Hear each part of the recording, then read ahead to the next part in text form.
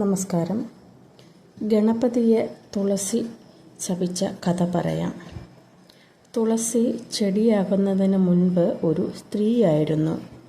ഒരു ദിവസം വനത്തിലൂടെ നടക്കുമ്പോൾ ഗണപതിയെ കണ്ട് മോഹിച്ച തുളസി അദ്ദേഹത്തെ വിവാഹം കഴിക്കണമെന്ന ആഗ്രഹം പ്രകടിപ്പിച്ചു. എന്നാൽ താൻ അവിവാഹിതനായി തുടരാനാണ് ആഗ്രഹിക്കുന്നതെന്ന് പറഞ്ഞ ഗണപതിയെ തുളസി ശപിച്ചു. എന്നെങ്കിലും ബ്രഹ്മചര്യം മറികടക്കേണ്ടി വരുമെന്നായിരുന്നു ശാപം. ഇതിൽ കുപിതനായ ഗണപതി ഒരു രാക്ഷസന്റെ ഭാര്യയായി തുളസി മാറുമെന്നും പിന്നീട് പുണ്യസസ്യമായി ശാപമോക്ഷം ലഭിക്കുമെന്നും അറിയിച്ചു.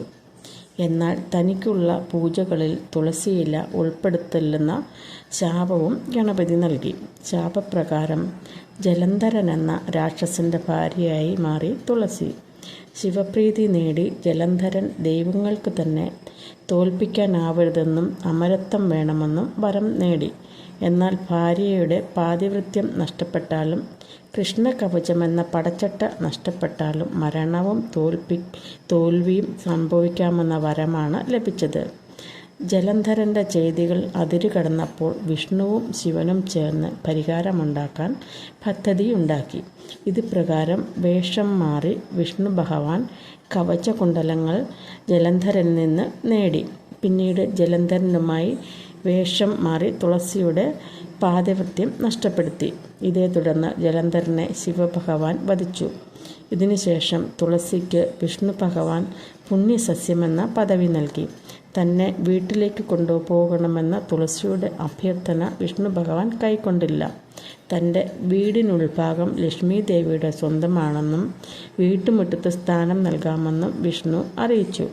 ഇതുകൊണ്ട് തുളസി വീടിനുള്ളിൽ വെക്കരുതെന്ന് പറയും. തൻ്റെ ഭർത്താവിനെ വധിച്ച ശിവനെ തൻ്റെ ഇലകൾ ശിവപൂജയ്ക്ക് ഉപയോഗിക്കില്ലെന്ന് തുളസി ശപിച്ചു. ഇതുകൊണ്ട് ശിവപൂജയ്ക്ക് തുളസി ഇല ഉപയോഗിക്കാറില്ല.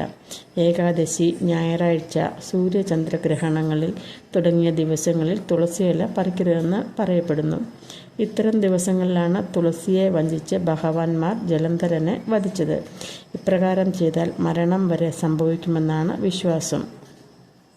തുളസി സ്വർഗത്തെയും ഭൂമിയെയും ബന്ധിപ്പിക്കുന്ന കണ്ണിയാണെന്നാണ് വിശ്വാസം. ഇതുകൊണ്ട് തന്നെ തുളസിയോട് അനാദരവ് കാണിക്കരുത്. ലോകം പരിശുദ്ധമായി കണക്കാക്കുന്ന ചെടിയാണ്. മഹാവിഷ്ണുവിൻ്റെയും മഹാലക്ഷ്മിയുടെയും സാന്നിധ്യം നിലകൊള്ളുന്ന പവിത്രമായ ചെടിയാണ് തുളസി എന്ന് ദേവി ഭാഗവതത്തിൽ പറയപ്പെടുന്നു. ആയുർവേദത്തിൽ ദിവ്യ ഔഷധമായി പരിഗണിക്കുന്ന തുളസിക്ക് ഈശ്വരപദമാണ് നൽകിയിരിക്കുന്നത്. തുളസി കണ്ട് മരിക്കുന്നവർക്കും തുളസി മാല ധരിക്കുന്നവർക്കും മോക്ഷപ്രാപ്തി ഉണ്ടാകുമെന്നും വിശ്വസിക്കപ്പെടുന്നു. തുളസി 4 തരമുണ്ട്. വെളുത്ത തുളസി, കൃഷ്ണ തുളസി, രാമതുളസി, കാട്ടുതുളസി. കാട്ടുതുളസി ഒന്നിനും ഉപയോഗിക്കാറില്ല. രാമതുളസി പരശുരാമന് വളരെ പ്രധാനപ്പെട്ടതാണ്.